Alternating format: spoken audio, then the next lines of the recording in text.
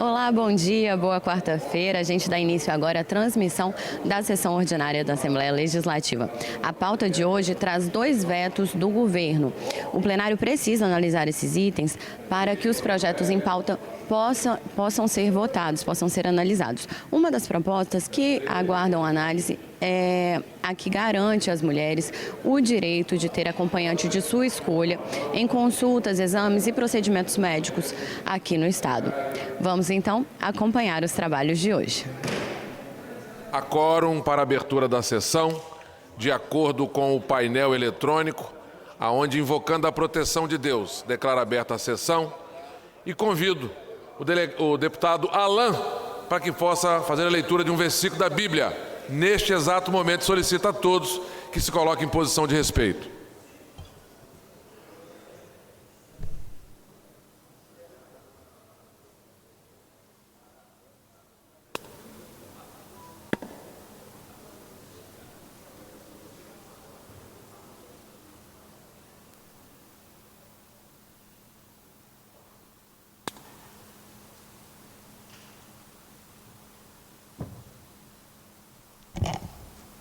Bom dia a todos. Aquele que habita no esconderijo do Altíssimo, à sombra do Onipotente descansará. Amém?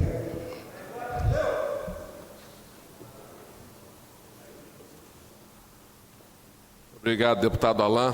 Vossa Excelência tem 4 anos para ter a condição que o delegado Danilo Baense tem de fazer a leitura da Bíblia sem utilizar qualquer artifício tecnológico. Nesse momento, eu dispenso a leitura da ata da sessão anterior, antes, porém, declaro a mesma aprovada conforme disponibilizada no site da Assembleia. Pergunto aos colegas deputados, homens e mulheres que compõem esse parlamento, se gostariam, se tem algum parlamentar que quer fazer registro de 1 minuto de silêncio. Deputado Coronel Wellington. Bom dia, presidente. Bom dia, senhores e senhoras deputados. Nós gostaríamos de registrar aqui, com muito pesar, o falecimento do nosso irmão Geraldo Soares. Ele é presbítero da Igreja Presbiteriana do Brasil, sogro de um imenso amigo da instituição Polícia Militar, Coronel Muniz. Gostaríamos de deixar nossos sentimentos a toda a família e todos os amigos. Obrigado, deputado Coronel Wellington. Não tendo mais nenhum parlamentar que queira fazer registro de 1 minuto de silêncio. Capitão Assunção, fará o registro.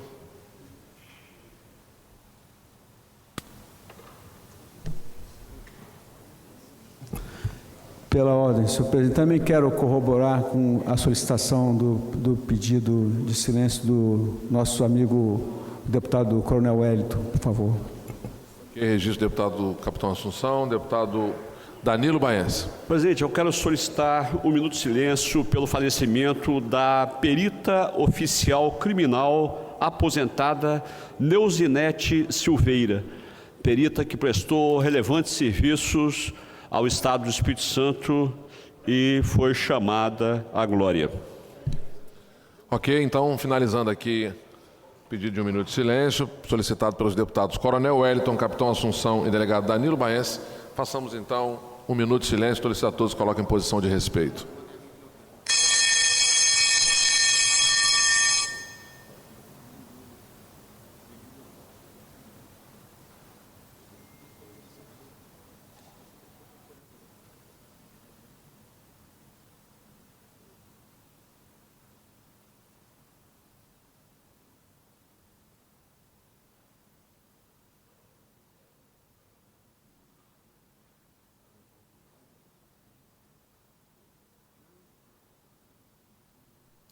Muito obrigado. Antes de passarmos aqui à fase da ordem do dia, eu gostaria de fazer a leitura, farei a leitura do ato 633/2023. A mesa diretora da Assembleia Legislativa do Estado do Espírito Santo, com base no artigo 37 e 59 do Regimento Interno, resolve. Artigo 1º. Ficam as vagas de membros efetivos e suplentes das comissões parlamentares de inquérito criadas pelas resoluções 8.614, 8.615, 8.616. Corrigiu 8.615 aqui, o Casagrande. 8.616, 8.617, 8.618 publicados no DPL de 1º de 3 de 2023, distribuídos no total de 2 vagas para o bloco que contém 18 membros e no total de 1 vaga para o bloco que contém 10 membros. Artigo 3º, ficam os líderes dos referidos blocos parlamentares convocados para procederem com as indicações dos seus respectivos membros dessas comissões no prazo estabelecido no artigo 8º e artigo 59 do Regimento Interno em 48 horas a contar da data da leitura deste ato. Primeira fase do expediente para simples despacho, ofícios 20 e 11, 2023, deputado Bruno Rezende. Defiro ofícios 21 e 23, deputado Coronel Wellington. Defiro ofícios 22 e 07, deputado Dari Pagung, líder do bloco parlamentar. Ciente a Secretaria para providenciar a solicitação e arquivamento do processo. Do item 4 ao item 8, tratam-se de projetos das senhoras e senhores deputados para os fins que especificam o despacho único para esses itens após o cumprimento do artigo 120 do Regimento Interno, as comissões relacionadas pela presidência.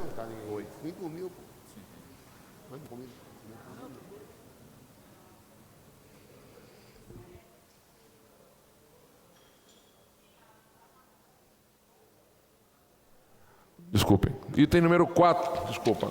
Do item 4 ao item 8, eu já disse aqui o despacho. Item número 9, requerimento 39, 2023, deputada Raquel Lessa, pedindo seu desligamento da Comissão de Cooperativismo. Ciente a Secretaria para providenciar a solicitação e arquivar o processo. Deputado Dari Pagung, líder do bloco, para providenciar a indicação e substituição da deputada Raquel Lessa. Senhor presidente, posso reivindicar minha presença aí, chefe? Do item 10 ao item 13, trata de requerimento de informações oficiais de autoria do deputado Capitão Assunção. O despacho único para todos esses itens oficie-se. Lembrando que é do item 10, deputado João Coser, até o item número 13. Deputado Assunção foi muito cauteloso, até o item 13. Do item 14 ao item número 23, tratam-se de requerimentos de desarquivamento de proposições. O despacho para esses itens defiro.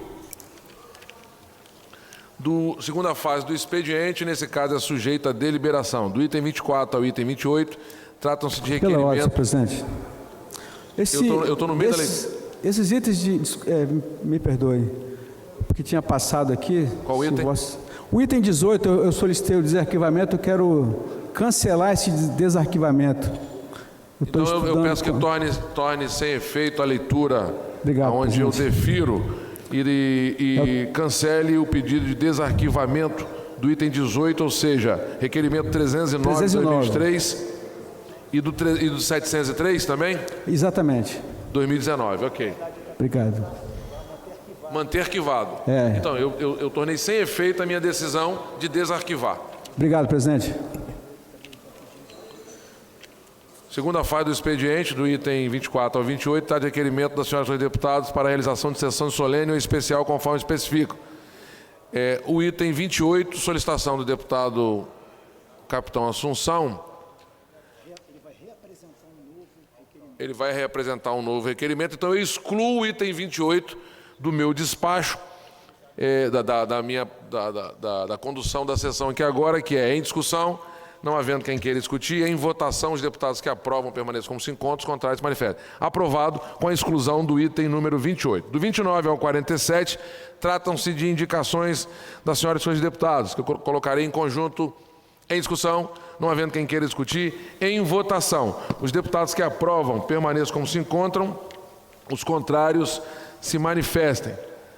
Passamos então à fase da ordem do dia. Discussão única nos termos do artigo 66, parágrafo 6º da Constituição Estadual, de veto total ao projeto de lei número 17/2019, de autoria do deputado Sérgio Majestic. Nesse momento, antes de passar a convocar a Comissão de Constituição e Justiça, eu queria fazer um registro que entendo ser muito importante para todos nós, porque se trata da imprensa. E esse registro é para parabenizar a TV Gazeta, em especial a equipe que produz o Bom Dia Espírito Santo. É que neste mês de março, o telejornal, que nos acompanha todas as manhãs, completa 40 anos de história, trazendo informações relevantes e que serão assunto no nosso dia a dia.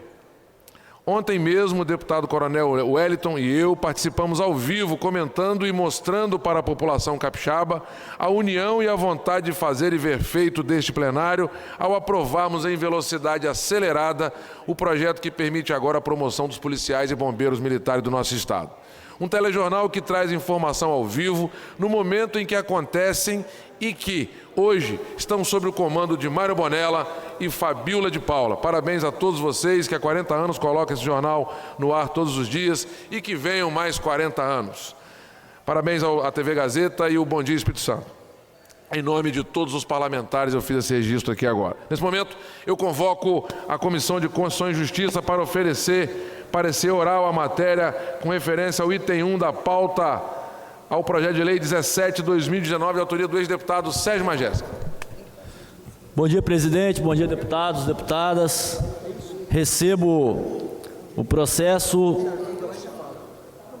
projeto de lei 1719, de autoria do ex-deputado Sérgio Majesco, que dispõe sobre o direito de receber gratuitamente outro produto idêntico similar à sua escolha, em igual quantidade, o consumidor que constatar a exigência de produtos expostos à venda com prazo de validade vencido. Avoco a matéria para relatar, presidente. Solicito o prazo regimental para dar parecer na matéria. Devolvo a matéria ao presidente.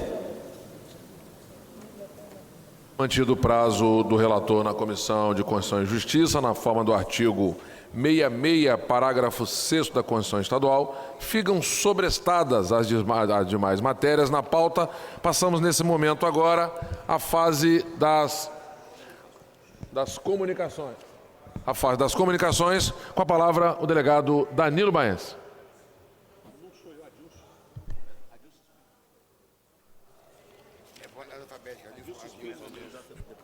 Me perdoe, é porque no painel eu estava corrigindo agora. Com a palavra o deputado e líder da região serrana, com base sólida em Santa Maria, deputado Adilson Espíndola, meu amigo. Cumprimentando Vossa Excelência, o presidente, cumprimento a todos os colegas deputados, apenas desejar um abençoado dia a todos e declino de fazer uso da palavra. Ok, muito obrigado, deputado Adilson Espíndola. Com a palavra, o deputado Alcântaro. Estando ausente, com a palavra o deputado Alexandre Chambim. Antes, porém, eu ouço o deputado Ari Paguni. Presidente, eu já gostaria de indicar para a CPI do Maus Tratos a deputada Janete Sá e o deputado Alexandre Chambinho, do grupo que nós estamos liderando. Eu recebo a indicação. Se Vossa Excelência puder também formalizar, mas a mesa já acata e já temos o bloco 1, que é o bloco de maioria, a deputada Janete de Sá e o deputado Alexandre Chambim. Aguardando aí o bloco número 2 fazer a indicação.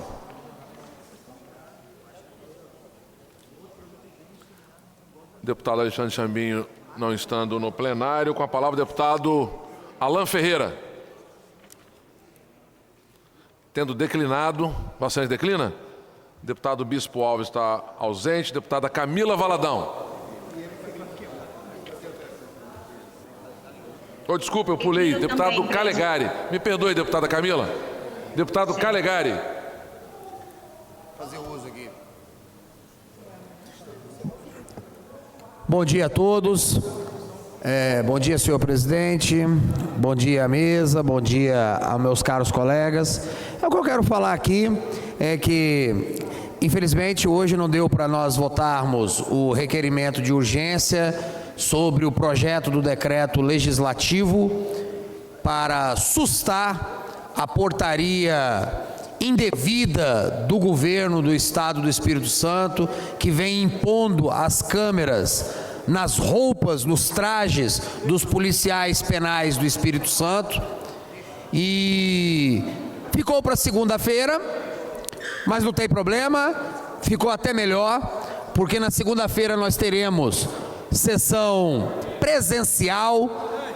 Os 30 deputados aqui presentes dessa casa, será um momento de discussão muito interessante, no qual poderemos avaliar a necessidade, a urgência desse pedido, que é um clamor daqueles oficiais da lei que hoje são forçados a impor a ordem e a lei nas polícias, nos presídios do Espírito Santo, em meio a condições das mais terríveis, e que diante disso vem sofrendo constrangimentos terríveis no seu trabalho. Então, quero dizer aqui que fica para segunda-feira a nossa discussão sobre o requerimento de urgência do decreto legislativo. Um forte abraço e um bom dia a todos.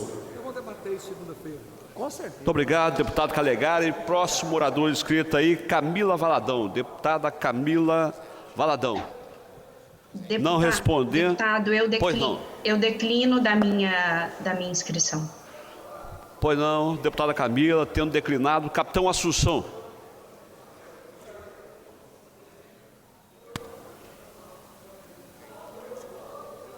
Segue.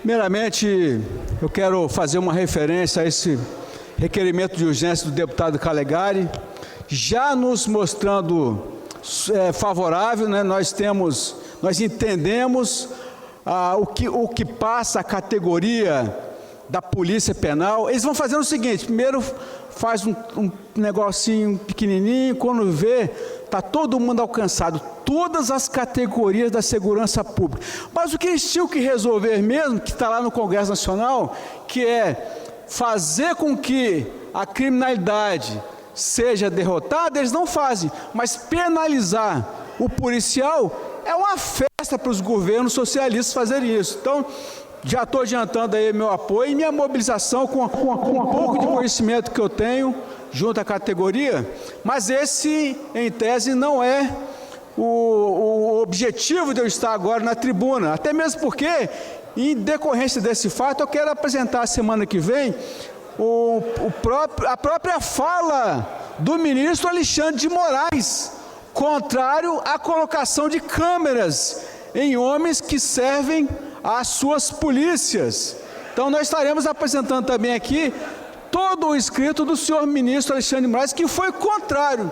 Por incrível que pareça, são defensores de bandidos que estão pleiteando junto ao governo do Estado, que já está solícito a isso, em decorrência de ser um governo socialista, de colocar essas coisas bizarras em um policial, evitando que ele venha fazer o que ele sabe fazer, que é o trabalho profissional de policial. Então, a semana que vem nós teremos, com certeza, um momento oportuno para defendermos esse requerimento de urgência e votarmos contra esse projeto. Mas o que me traz hoje aqui é o seguinte: nós não podemos admitir militância em sala de aula. Eu sempre venho falando aqui que nós, nas escolas militares, nós devemos honra ao professor. Nas academias da Polícia Militar, quando o professor chega na sala de aula, nós nos levantamos para o professor. E nós apresentamos a turma, a sala de aula para o professor, porque a reverência, a autoridade é para aquele que é o professor. Hoje ninguém mais fala no nome professor, mas por que não fala mais? Porque a ideologia entrou nesse ambiente tão maravilhoso, que é a cátedra, e chamaram agora todo mundo de educador. Todo mundo agora é educador, mas não tem mais professor. Entrou a militância. Onde entra a militância, sai o professor. E nós precisamos resgatar a atividade do professor. Primeiro no nível salarial, mas dizer para toda a sociedade e para aqueles que se dedicam a essa missão nobre, de que não tem que ter militância. Quando entra a militância, sai o conhecimento. Nós não somos obrigados a saber se a pessoa é de direita ou de esquerda. O meu filho está indo para a sala de aula para obter conhecimento, para ser alguém competitivo no mercado de trabalho. Que se lixe a opinião do professor. Eu não estou interessado na opinião do professor. Quando ele começa a militar, para mim é um lixo. Para mim é alguém que deveria estar preso. Para mim é alguém que deveria estar fora dessa missão nobre que é ser professor. Lixo todo aquele que acha que é. Primeiro, quando ele se identifica como educador. Quando você perceber que a pessoa se identificou como identificou, já é um militante. Porque a missão nobre é de professor. É por isso que nós, militares, nos levantamos quando o professor chega na sala de aula. E aquele que lidera a turma, naquele dia, ele faz a saudação militar para o professor, por honra ao conhecimento que ele vai nos transmitir, e apresenta toda a turma em silêncio, de forma ordeira, de forma comedida, respeitando todo o conhecimento, cabedal de conhecimento daquele professor. Mas nós não admitimos militante. Militante, se tivesse realmente que trabalhar sério a questão da criminalidade, o militante, aquele que usa a pecha de educador, quando vocês, prestem atenção, mais uma vez eu vou repetir, ouviu a palavra educador, é militante. Só para passar o vídeo aqui, presidente, para encerrar. Então, olha só o que está acontecendo, senhores deputados. Prestem atenção nesse vídeo.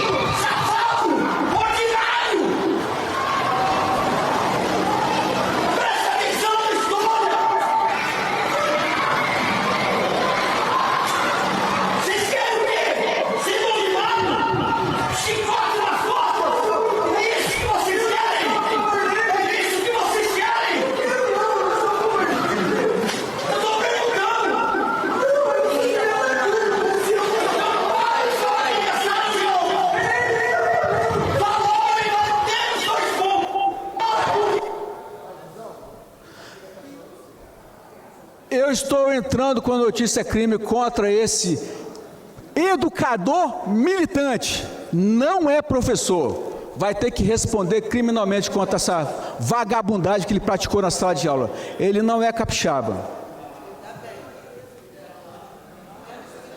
Muito obrigado, deputado Capitão Assunção. Com a palavra agora, o deputado Coronel Wellington.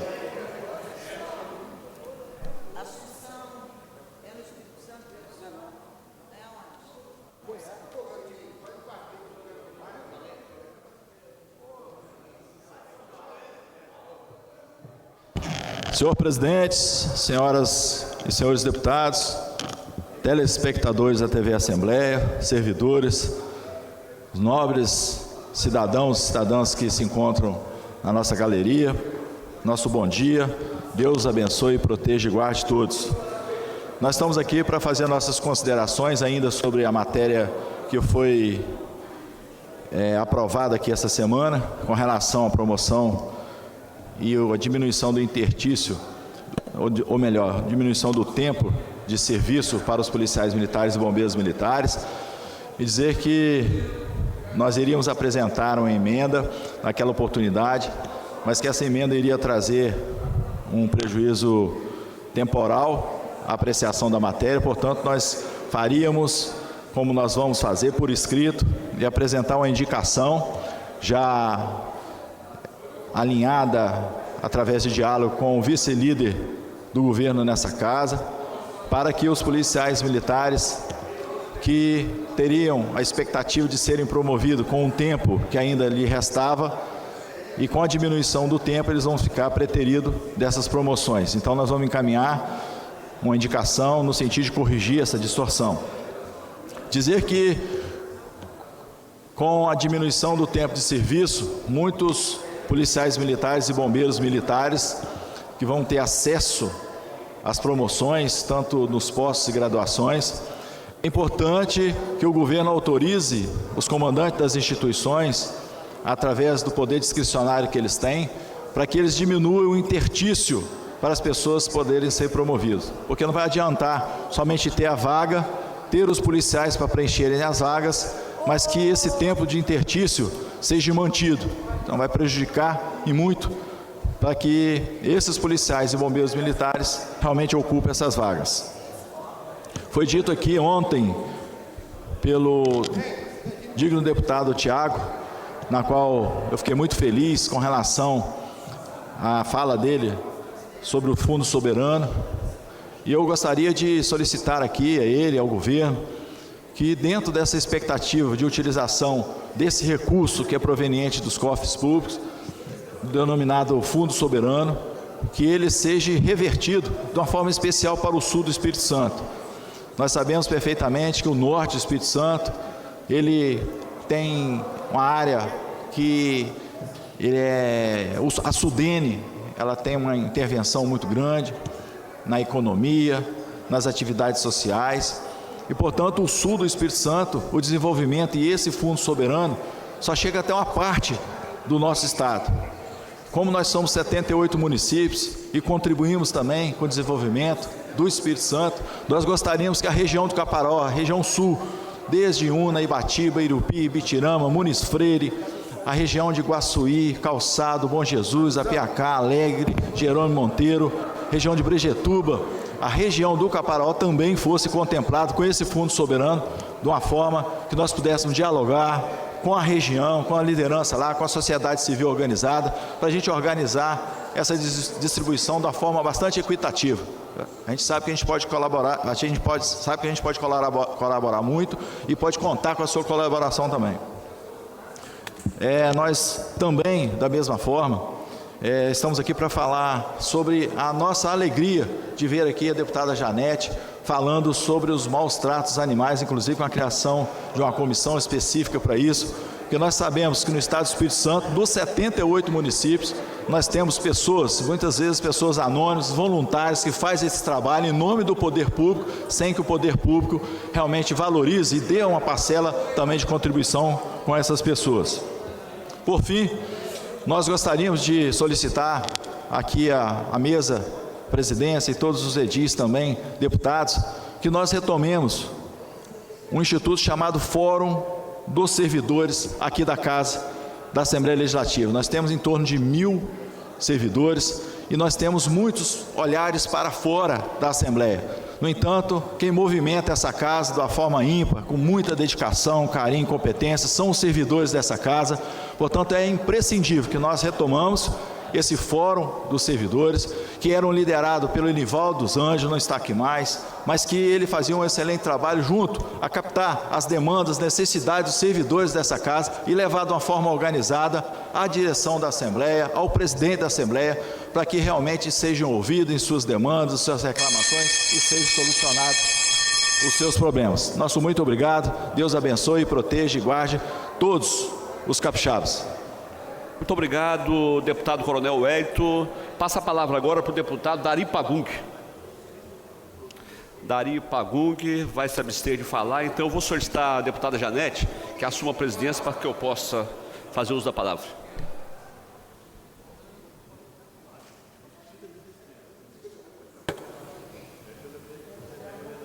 Com a palavra, deputado Danilo Baense.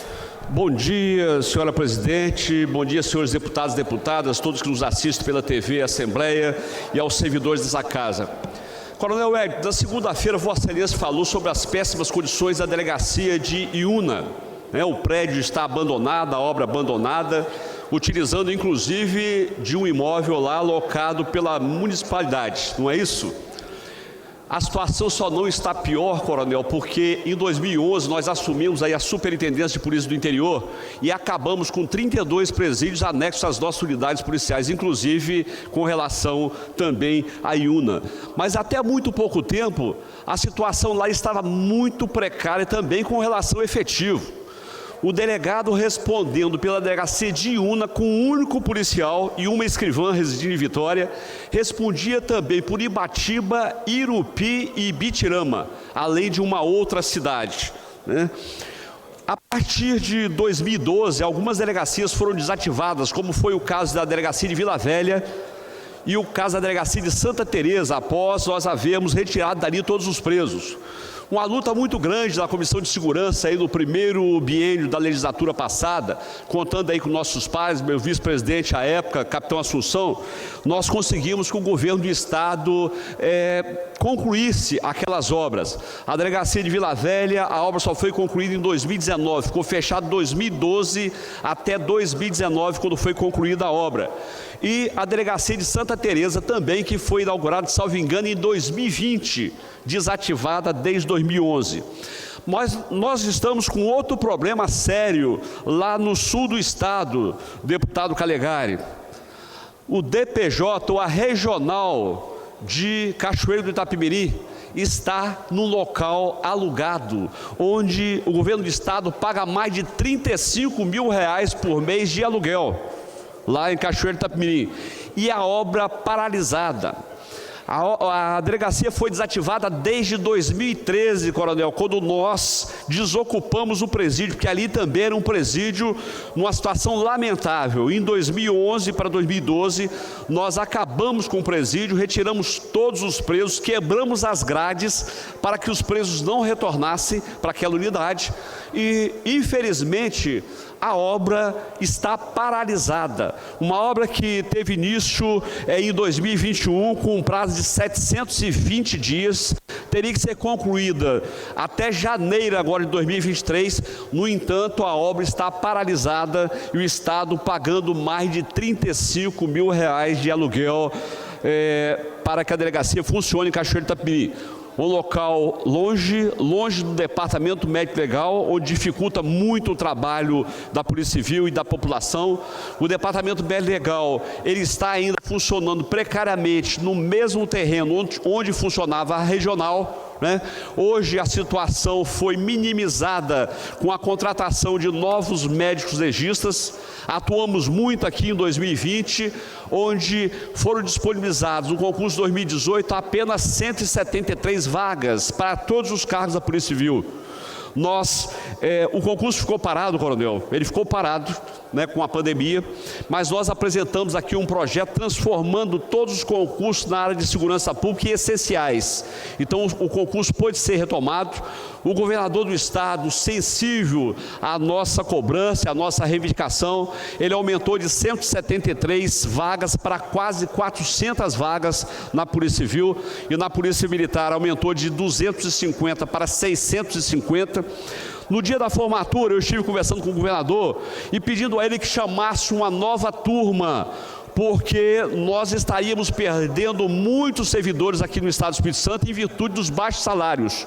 E aquela turma que estaria se formando ali, e no final de 2021, muitos daqueles servidores já iriam pedir exoneração para assumir novos cargos com salários muito superiores em outras instituições do estado e fora do estado.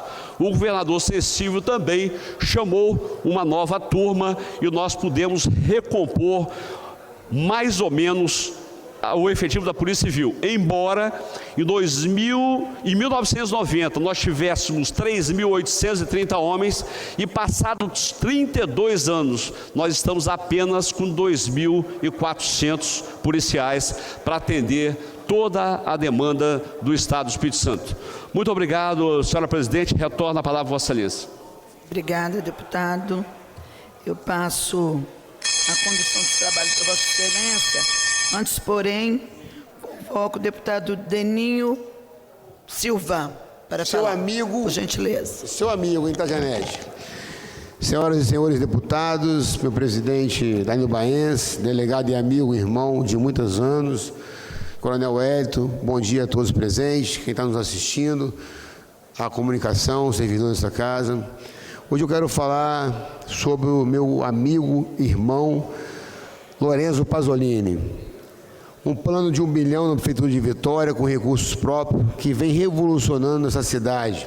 É obra de canto a canto, sobretudo, Coronel Wellington. Minha região, o bairro Boa Vista, guardava por 50 anos uma área esportiva. As crianças já estão adultas, os pais, muitos já se foram, não puderam prestigiar, e amanhã nós estaremos lá inaugurando uma das melhores quadras do Brasil, graças ao prefeito Lorenzo Pasolini. Também no bairro Jabu, região ali do Jabu e Marioxis, um sonho de quase 500 anos, muitos políticos passaram, prometeram, Pasolini vai dar ordem de serviço para fazer uma creche, investimento de quase 17 milhões, então é algo assim de arrepiar. O prefeito vem trabalhando muito na cidade, fazendo obras desde São Pedro, Jardim Camburi, Praia do Canto, não tem discriminação de classe, atende a todos. Aquele que ajudou, aquele que voltou, aquele que não voltou, ele é prefeito de todos. Então, prefeito Lorenzo Pasolini, meus parabéns, com muito respeito, você sabe que você pode contar comigo sempre. Agora eu quero falar aqui, com muita tristeza, da vereadora de Vitória, Carla Cose. Carla Cose, conheço ela e eu tenho certeza absoluta que essa fala dela foi no ânimo, talvez, da empolgação dela. Ou não conhece o Costelão e a origem do bloco Costelão de Jardim Camburi, que, por sinal, o seu pai, João Cose, conhece o Costelão. Costelão é conhecido exatamente há 20 anos. Foi criado, mantido e é mantido até hoje pelo Jobim, pelo Aécio e pelo Dedito, 3 irmãos que, com a coragem no peito, botaram o Costelão lá no ano de 2003 e até hoje, 20 anos após, o Costelão, que é um do maior bloco de carnaval do Espírito Santo. E aí a vereadora Carla Cose postou um vídeo dizendo sobre o trio elétrico do Costelão, que o trio elétrico do Costelão era grande e do centro de Vitória era pequeno, insinuando que o trio foi a prefeitura que deu. A senhora está equivocada, vereadora Carla Cose. O bloco do Costelão, o trio, quem ajudou foram os amigos do Costelão. O Jobim e sua família fizeram vaquinha para poder pagar o trio, que por sinal custou 16 mil reais. Eles fizeram vaquinha, venderam rifas para poder custear. A prefeitura, ela entrou sim com banheiros químicos e com a segurança da Guarda Municipal, nossa querida Guarda Municipal de Vitória. Então, vereadora Carla Cose, eu gostaria muito que Vossa Excelência usasse o plenário e pedisse perdão à família do Jobim, à família do Costelão, mas sobretudo os foliões que ali frequentam.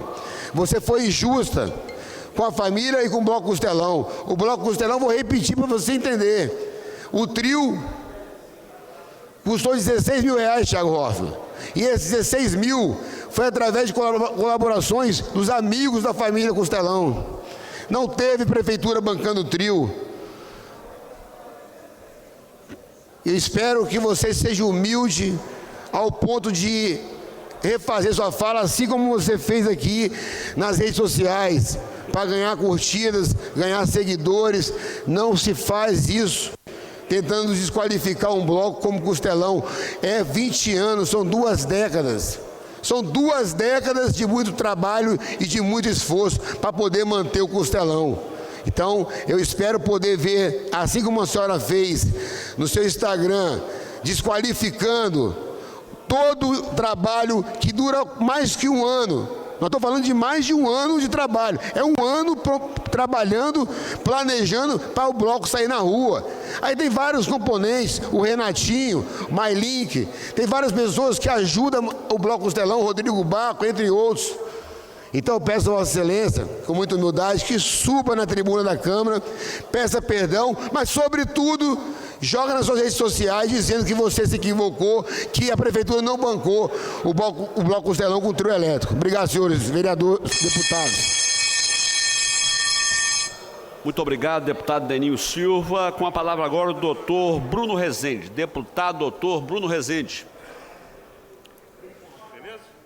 Não responde. Ah, sim, pois não. O doutor Bruno está aí. Deputado Alcântara, no momento que Vossa Excelência foi chamado aqui para fazer uso da palavra, Vossa Excelência estava com problema de comunicação. Então, no final aqui, nós daremos a palavra a Vossa Excelência. Senhor presidente, senhoras e senhores deputados, a todos aqueles que nos assistem pelas redes sociais, um bom dia. Eu gostaria de hoje falar um pouco mais sobre uma doença que eu escolhi acompanhar todos os dias da minha vida.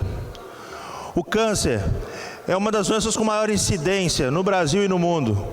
São mais de 700 mil casos esperados no Brasil para o ano de 2023 e quase 14 mil capixabas, tristemente, de alguma maneira, serão diagnosticados no ano de 2023. E é importante que nós tenhamos políticas públicas construídas para que se evite o avançar dessa doença, ou quando não for evitável, que nós possamos diagnosticar precocemente, para que assim nós possamos, de fato, salvar mais e mais vidas. Eu tenho uma proposição nessa casa de um projeto de lei 108 de 2023, que cria um fundo para tratamento de câncer. Não apenas o tratamento, mas para a prevenção e o diagnóstico precoce dessa doença. Que, sem dúvida, esses são os dois principais ingredientes: o diagnóstico precoce e a prevenção. O fundo será composto por parte dos impostos de dois dos maiores bandidos responsáveis pela formação da doença: o álcool e o cigarro. Como nós não podemos evitar que eles estejam presentes na sociedade, nós podemos sim responsabilizá-los pelo que causam e cobrar deles mesmos que nos ajudem no combate ao câncer causado pelo cigarro e pelo álcool.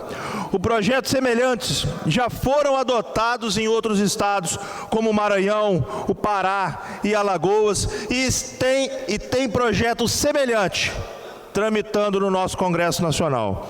O Espírito Santo, nós precisamos fazer esse debate, trazer à tona para essa Casa de Leis. Os recursos podem ser utilizados para a compra de equipamentos, e não apenas para isso, mas também para a compra de medicações, como alguns tipos de quimioterapia. Esses recursos ajudam a descentralizar as ações de saúde, melhorando o atendimento, tanto na Grande Vitória, quanto em todo o nosso interior. Eu queria convidar os senhores a assistir o vídeo que fala sobre a experiência desse tipo de ação lá no Maranhão, onde já é uma realidade essa lei. O Fundo Estadual de Combate ao Câncer prevê que 3% do imposto arrecadado no comércio de derivados do tabaco e 1% dos incidentes sobre bebidas alcoólicas sejam destinados ao tratamento de pacientes com câncer no Estado. Os recursos financeiros assegurados pela Assembleia já foram revestidos na compra de mamógrafos e tratamento de quimioterapia no interior do Estado. O fundo garante a descentralização das ações de saúde, um compromisso dos deputados à altura das necessidades dos maranhenses, ao cuidar de uma política pública que não pode esperar. Existe poucos recursos ainda, para ajudar essas pessoas que necessitam de um tratamento, muitas pessoas que não têm condições de se tratar, e pessoas que moram longe, nos interiores. Então, assim, todo tipo de ajuda, eu creio que ela é bem-vinda.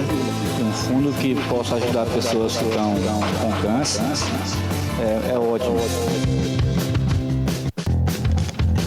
O fundo Por mais saúde e mais dignidade, o nosso mandato avança, trabalhando por cada capixaba, todos os dias.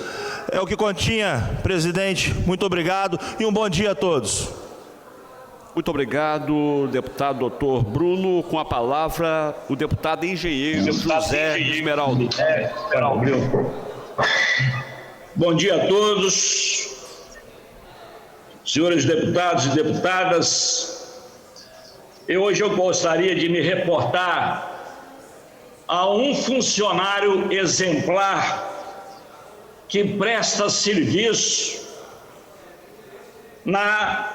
no posto de atendimento da Assembleia Legislativa, do Baneste.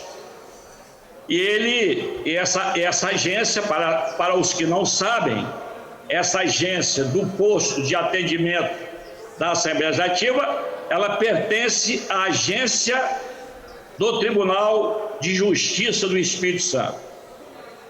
Quero aqui dar o nome com muita honra, porque tive a oportunidade de estar com Rodrigo da Silva Lopes, atual gerente de relacionamento do posto de atendimento da Assembleia Legislativa, conforme diz, pertencente à agência do Tribunal de Justiça do Espírito Santo.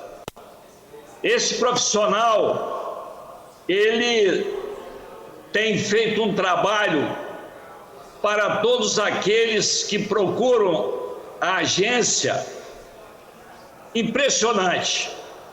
Ele não mede esforços para atender e resolver os clientes. E eu sou testemunha disso.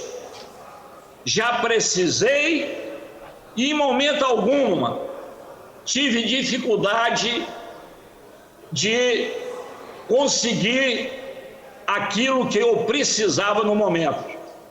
Por isso, e por tantas outras pessoas que vejo falar, não poderia deixar, nesta data importante, quarta-feira, dia 1º de março de 2023, fazer esse relato de agradecimento ao Rodrigo da Silva Lopes, repito, atual gerente de relacionamento do posto de atendimento da Assembleia Legislativa, que faz gosto, eu que conheço vários que também têm um valor importante no atendimento, mas o Rodrigo realmente é o concurso. E por isso eu deixei hoje reservado esse horário desta quarta-feira, estou falando aqui online para os senhores e para as senhoras, que na agência do posto, no posto de atendimento da Assembleia Legislativa, pode procurar o Rodrigo da Silva Lopes, porque vocês vão sair de lá muito com a autoestima levantada. É um cara que resolve, é um cara que orienta, e muitas vezes a orientação vale mais do que a solução. Por isso fica aqui hoje, não vou me reportar mais a nada, vou me reportar futuramente à Prefeitura de Muqui, em função da reforma que foi feita, que está sendo feita em Muqui, cujo protagonista foi o deputado Zé Esmeraldo, a pedido do ex-prefeito, que trabalhou incessantemente, Renato Prúcoli, todas as verbas, não só para a prefeitura que estava caindo os pedaços, mas também para o museu que vai receber o nome Dr. Dirceu Cardoso. Nós conseguimos as verbas e nós temos aqui tudo registrado, não só aqui, mas lá também, porque a gente mata a cobra e mostra o pau. E agora houve lá a inauguração, a ordem de serviço, e esse prefeito que vai me ouvir várias vezes na tribuna da Assembleia, até mesmo porque vai ter eleição agora. E nós vamos dar o nome aos bois, o tal do Cacalo, que eu marquei um dia uma reunião lá com o Davi Diniz para conseguir resolver questões do interesse do município, e ele chegou lá 2h30 depois. Demonstra que é um irresponsável, demonstra isso, porque marca uma reunião com o secretário-chefe da Casa Civil, com o deputado, e o cara chega 2h30 depois, alegando. Não tem que alegar nada, porque o horário foi marcado. Então nós vamos falar na próxima, mas eu quero falar aí da tribuna. Eu gosto de falar da tribuna. Nós vamos falar da tribuna com relação ao protagonismo de 2 obras fundamentais. E nós temos foto, porque nós somos in loco, que foi a reforma da prefeitura e também o museu. E essa verba foi repassada quando o prefeito era o Renato Procri.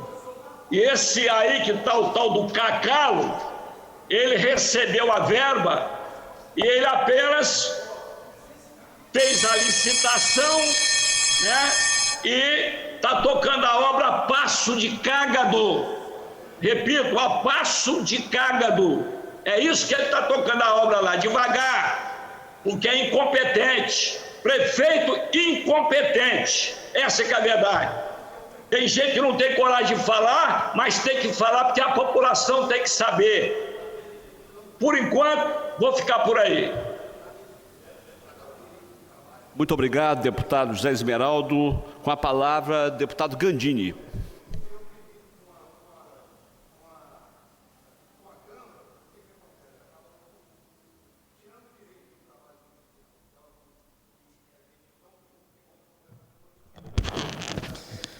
Boa tarde, deputado presidente. Boa tarde, deputados que estão no plenário. Boa tarde, bom dia a todos os que nos acompanham também pela TV. Não gostaria de voltar a esse tema, delegado Danilo Baense. É um tema que a gente superou ano passado, através de uma conquista importante, feita a várias mãos, inclusive com o governo do estado encaminhando um projeto para cá, que é da Polícia Técnico-Científica. A gente, no ano passado, deu um passo importante para conquistar algo que vários estados já tinham avançado, deputada Janete, como a gente votou aqui ano passado, a autonomia da Polícia Técnico-Científica, dando mais celeridade, dando possibilidades maiores para essa categoria desempenhar o seu trabalho. E isso foi feito e, com acordo com o líder do governo, foi colocado um prazo de 120 dias para a regulamentação. A regulamentação, infelizmente, ainda não foi feita. Não temos notícia porque, inclusive, os representantes da categoria não foram chamados para dialogar como essa estruturação vai ser feita. Acho que tem algum microfone. Deputado José Esmeraldo, gentil desligar o microfone. Está dando retorno, deputado José Esmeraldo?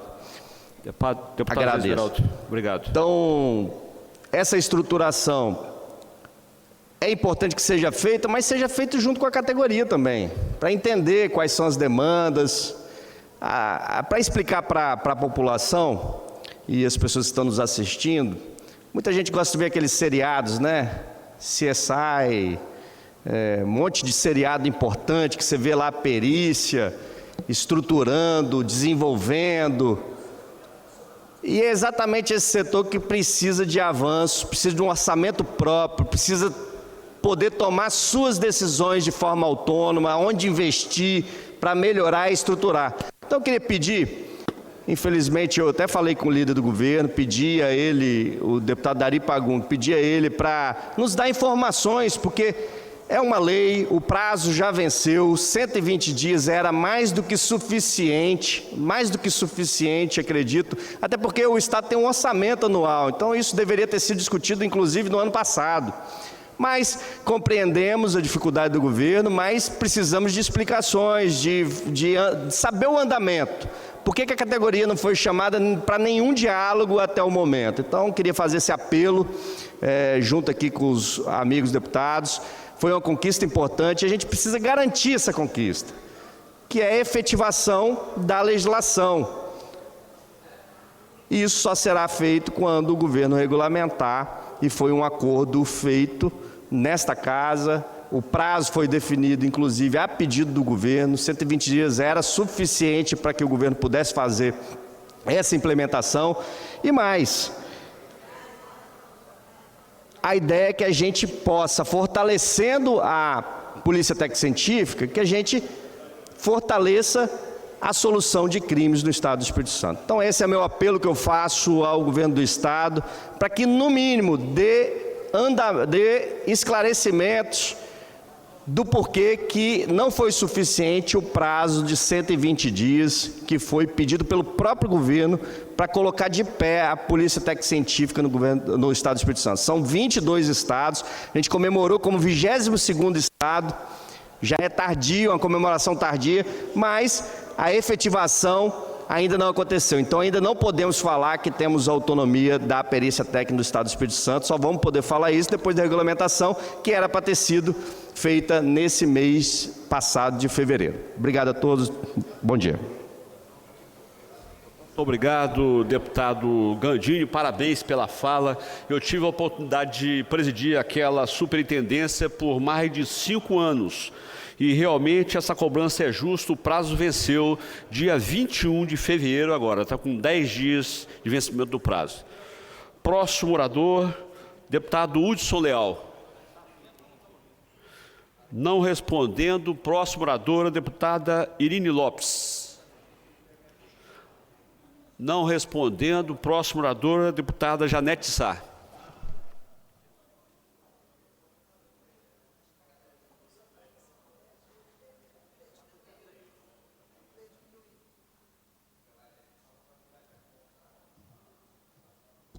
Bom dia a todos e a todas que nos assistem pela TV Assembleia, a meus colegas de plenário que se encontram até a altura dessa sessão.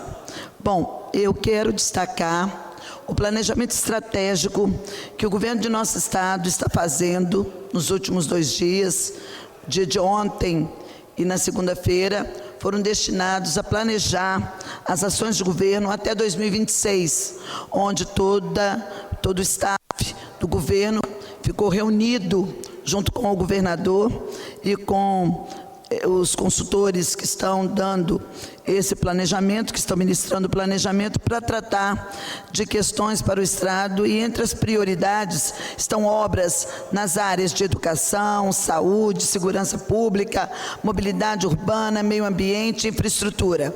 Na educação, por exemplo, deputados, a previsão é de construir até 2026 100 escolas de tempo integral e ofertar mais 30 mil vagas para alunos das escolas municipais, tendo a clareza de que a educação, ela transforma as pessoas, ela tira essas pessoas, essa juventude daquele lugar comum, e pode estar dando uma oportunidade a ela através da educação.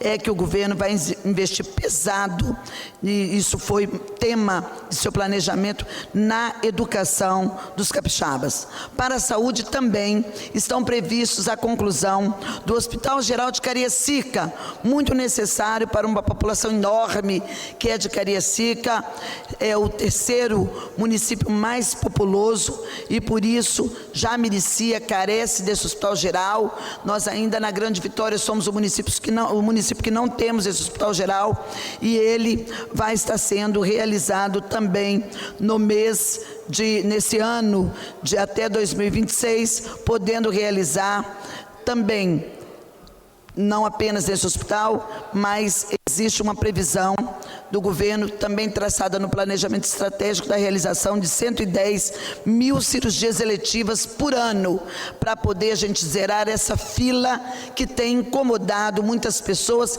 que dependem do SUS para o seu tratamento à saúde. No município de Colatina também vai ganhar um novo hospital com oferta de 260 leitos, fortalecendo o acesso à saúde no noroeste de nosso estado. Já na segurança pública, além de implementar 15 obras de melhorias na infraestrutura das unidades de segurança, haverá ainda a aquisição de 1.200 veículos para reaparelhar a nossa frota de nossa polícia militar de nosso estado. O estado também vai construir 4.000 casas populares e aplicar 1 bilhão em investimentos para as obras de pavimentação, drenagem e iluminação de bairros dos municípios capixabas, onde, entre o convênio com os municípios e o estado, vai estar na ordem de 250 milhões por ano. Além disso, haverá investimentos para ampliar os programas como o Caminho do Campo, Reflorestar, Programa Estadual de Mudanças Climáticas e 515 mil vagas para o Qualificar, além de projetos de qualificação profissional. E nós aqui queremos acrescentar nesse estudo de que o calçamento rural, ele deve permanecer.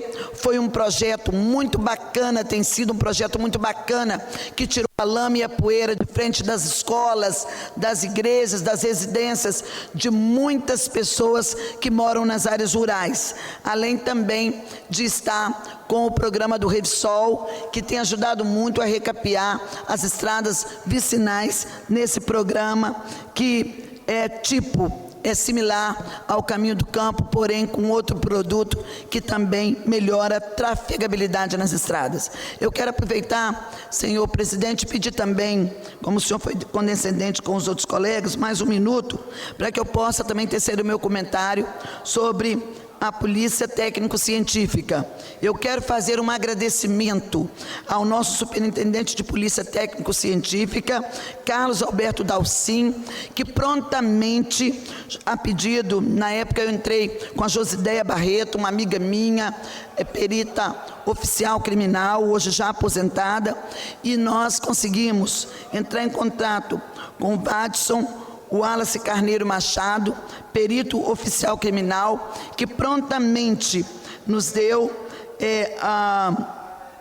o resultado da perícia do Gildomar, que é um amigo nosso de Itarana, que infelizmente foi vítima da crueldade humana. Foi assassinado barbaramente, teve o corpo carbonizado e a identificação só poderia ser feita pela arcada dentária.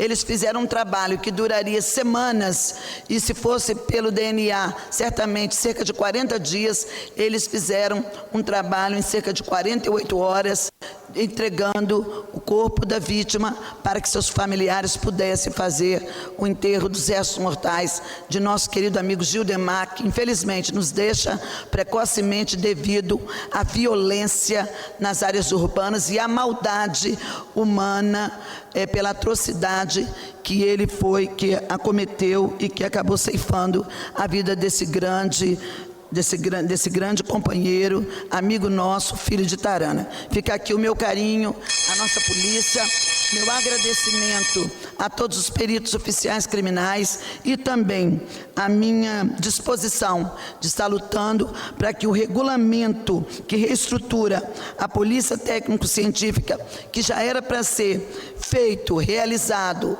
no prazo que está na lei, agora dia 28 de fevereiro, que ele aconteça com a maior brevidade possível, porque a nossa perícia ela é muito importante para a sociedade, para a elucidação de crimes e para poder fazer com que a justiça seja feita. Por isso, é muito importante uma perícia forte e que tenha o seu orçamento próprio para se reorganizar, ser independente e poder estar prestando esse serviço de qualidade à nossa sociedade. Obrigada, deputado Danilo, obrigada a todos os colegas e um bom dia para todos. Muito obrigado, deputada Janete Sá. Com a palavra, o deputado João Coser.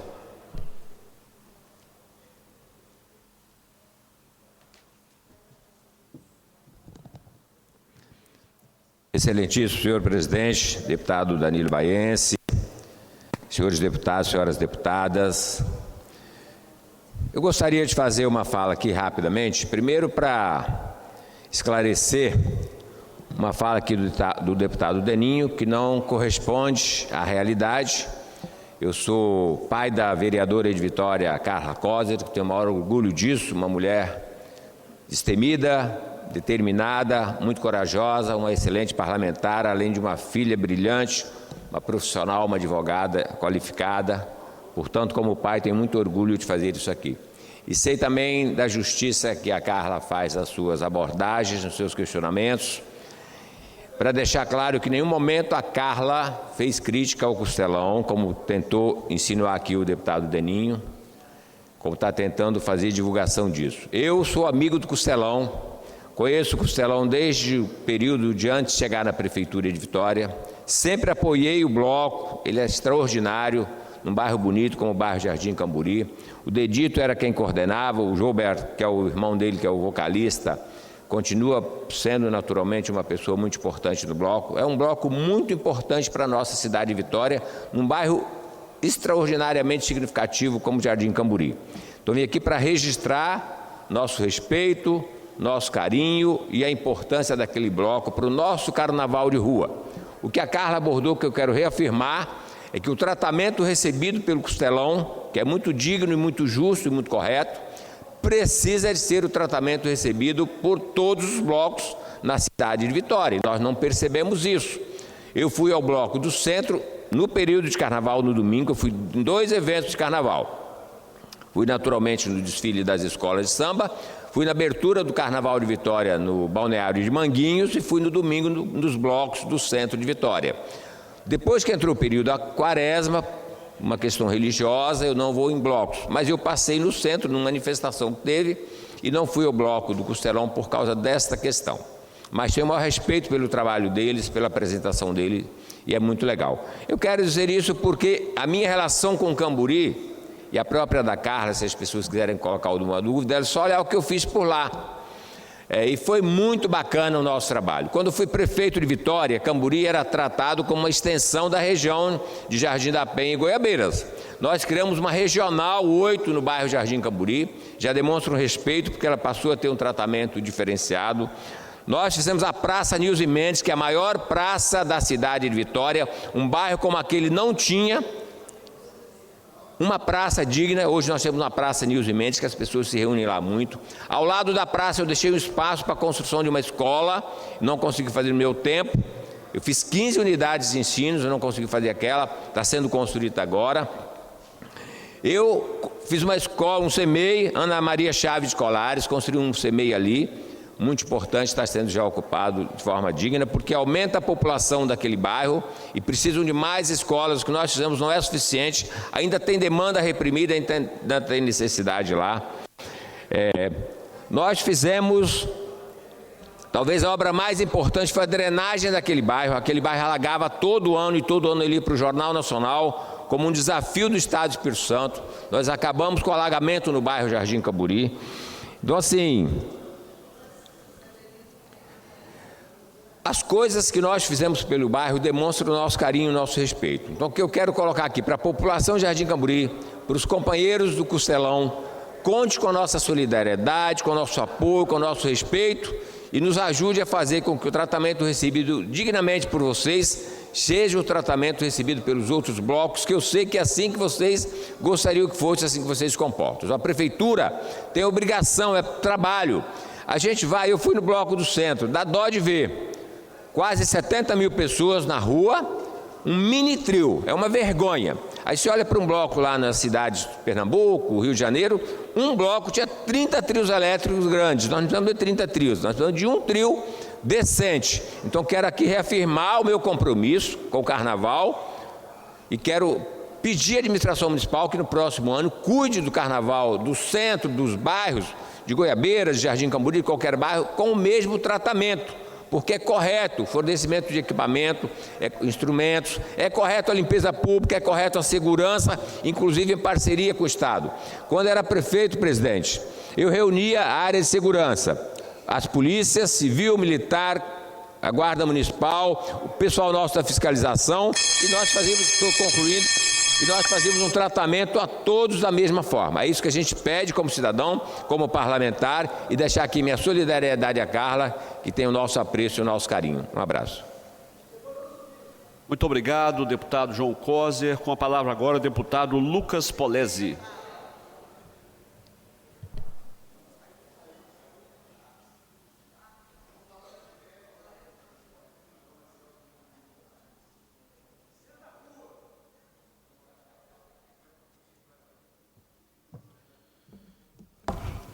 Bom dia, senhor presidente. Bom dia a todos.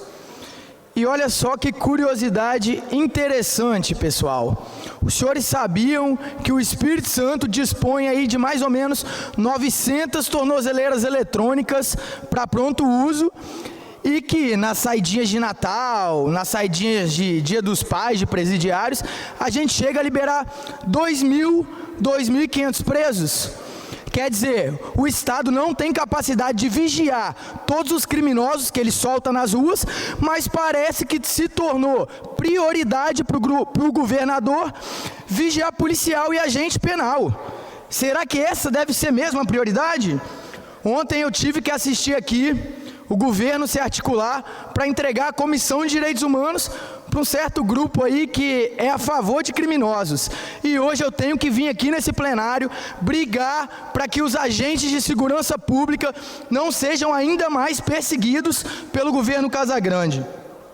Do mesmo jeito que o deputado Calegari protocolou uma excelente iniciativa, aí, um decreto legislativo, para assustar a questão das câmeras nos agentes penais, a gente tem que brigar também contra as câmeras na Polícia Militar, que já está em fase de testes.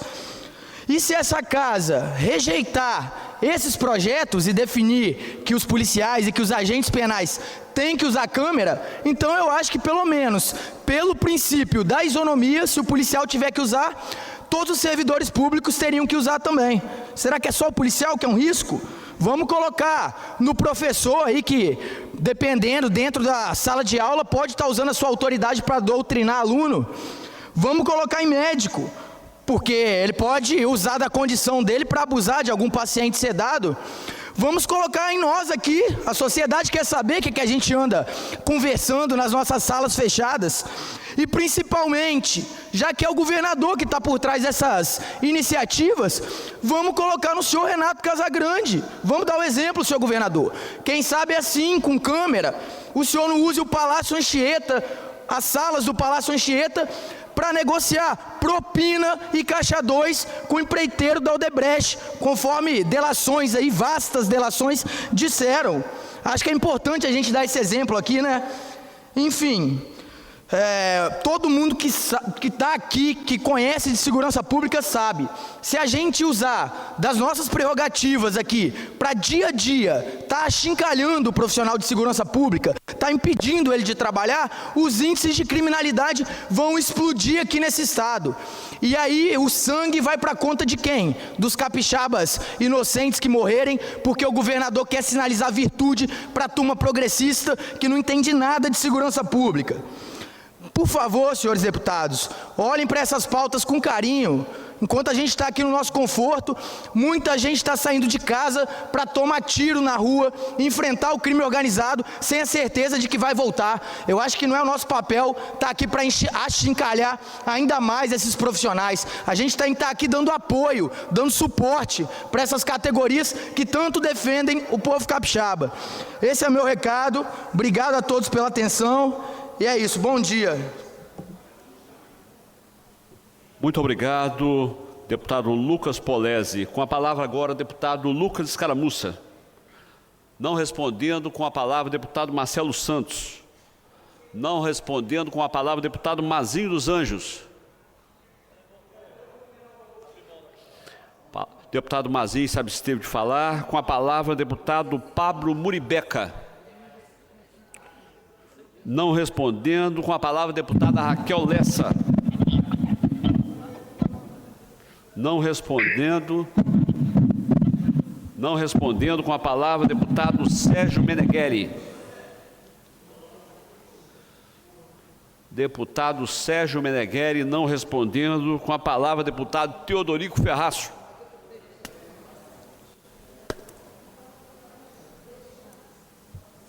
Ferraz, está sem som, meu mestre. Por gentileza, abre o seu microfone, está sem som.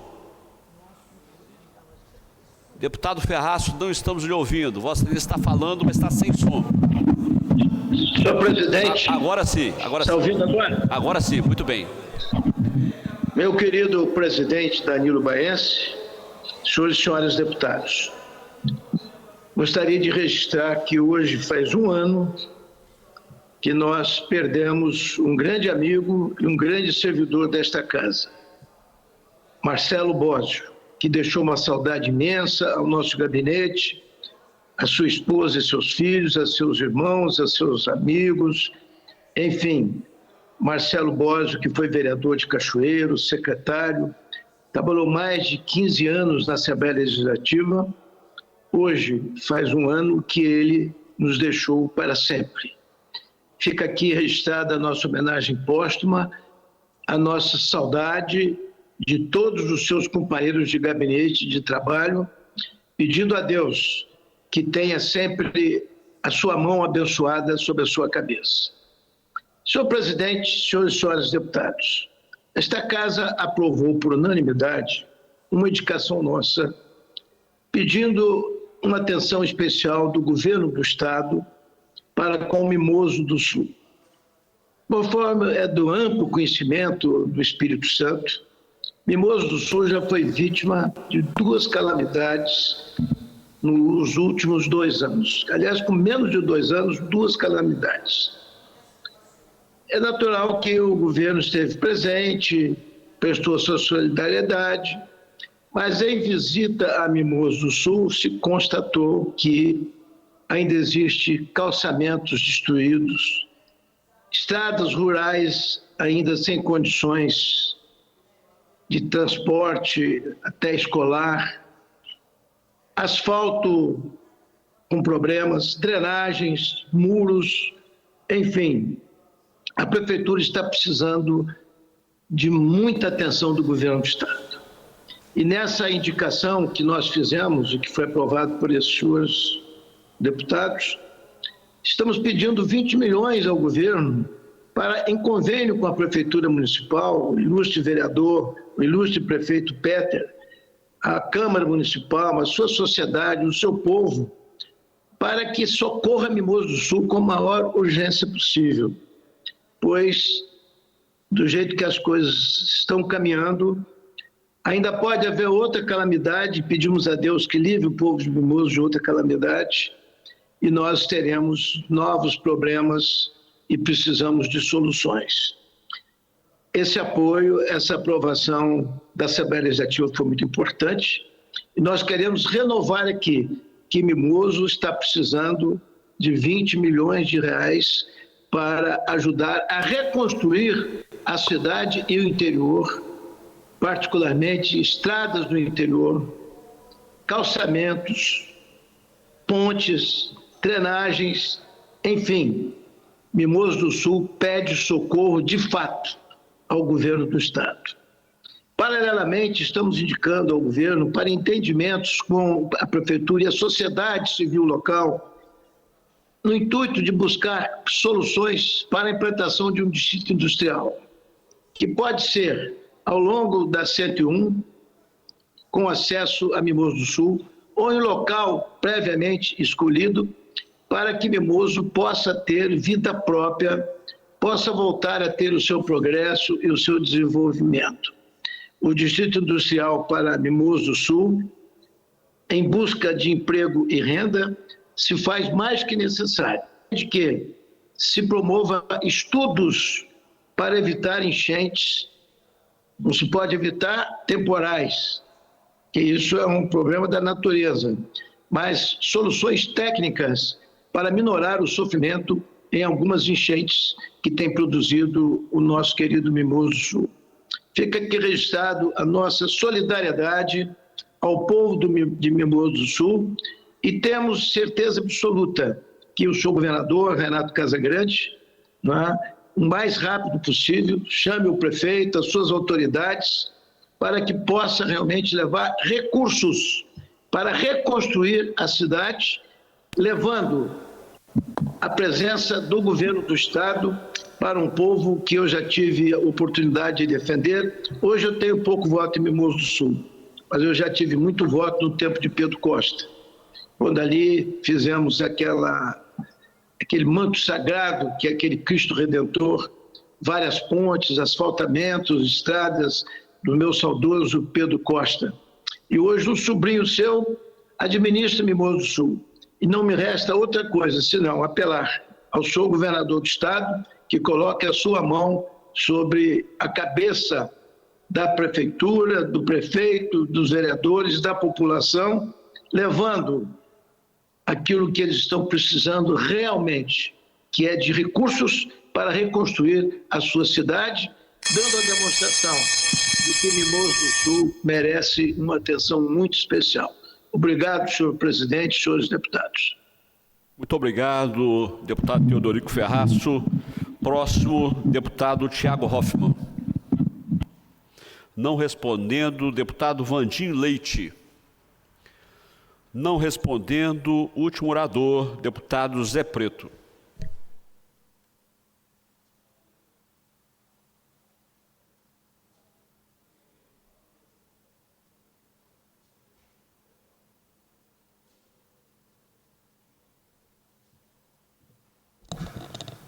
Bom dia, presidente. Bom dia quem nos assiste.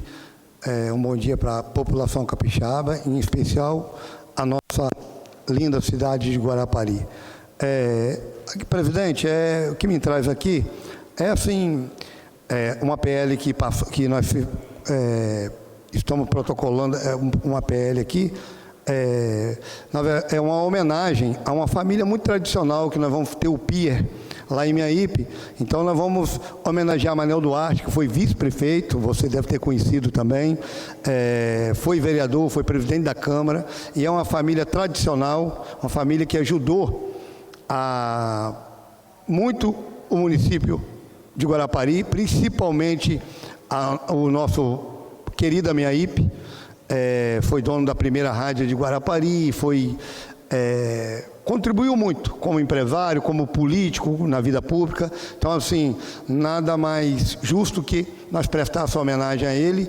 Conversamos com o governador sensibilizou imediatamente e vai homenagear, a pedido da família, nós vamos homenagear Manel Duarte, que foi muito importante ali para aquela região, principalmente Miaípe, mas foi vice-prefeito e presidente da Câmara de Vereador. Então é uma família tradicional, teve o primeiro hotel em Miaípe, o Hotel Gaeta, ele era o gestor, fundador e gestor também do Hotel Gaeta. Então, assim, uma pessoa muito, saudações para a família dele, assim, a família é uma família grande até, bastante influência, já vê que o irmão também foi presidente da Câmara, vereador.